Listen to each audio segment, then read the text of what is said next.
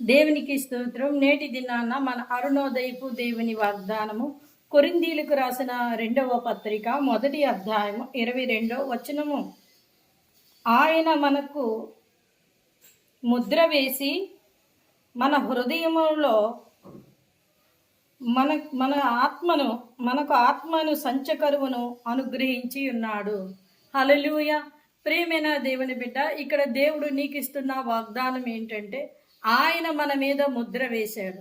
నీ మీద ఒక ముద్ర వేశాడు. ఏంటి ఆ ముద్ర అంటే, సిలువ ముద్ర ఆయన నీకు వేశారు.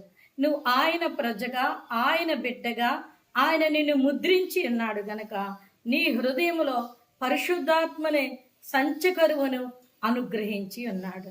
నీకు ఆ యొక్క పరిశుద్ధాత్మనే సంచకరువుని ఆయన నీకు అనుగ్రహించున్నాడు. ఎంత గొప్ప వాగ్దానమో! దేవుని దగ్గర నుంచి వచ్చిన పరిశుద్ధాత్ముడు ఆదరణకర్తనే నీ హృదయంలో నీవు నింపుకుంటున్నావు కనుక నువ్వు దేవుని యందు విశ్వాసము కలిగి ఉండు.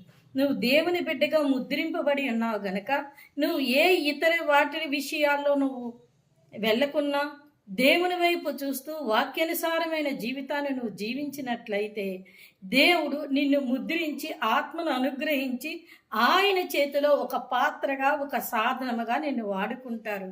కనుక నువ్వు దేవుని యందు విశ్వాసం ఉంచి పట్టువదలని ప్రార్థన చేస్తూ ఇంకా ప్రభువులో ముందుకు నడుస్తూ వాక్యానుసారమైన జీవితాన్ని జీవించినప్పుడు ఖచ్చితంగా దేవుని చేతను ముద్రింపబడతాం.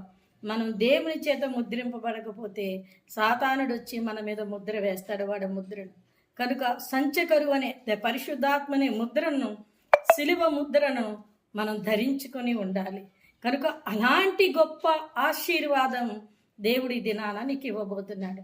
కనుక దేవుని యందు విశ్వాసముతో పరిశుద్ధాత్మ శక్తి కొరకు ఇంకా ఎలుగెత్తి ప్రార్థన చేయి. పరిశుద్ధాత్ముడు నీలోనికి వచ్చి నిండి పొంగి పొరలే ఆత్మనిచ్చి అనేకులకు నీ ద్వారా తన ఆత్మను వెల్లడి చేసి అనేకులను ఆత్మీయులుగా ఆయన నీ ద్వారా మార్చబోతా ఉన్నారు. కనుక అరుణోదయాన లేచిన వెంటనే ఈ వాగ్దానాన్ని పట్టుకొని ప్రార్థన చేసి నీ జీవితాన్ని ప్రారంభించి దేవుడు త్వరలోనే నేను ముద్రించబోతున్నారు. ఆమేన్.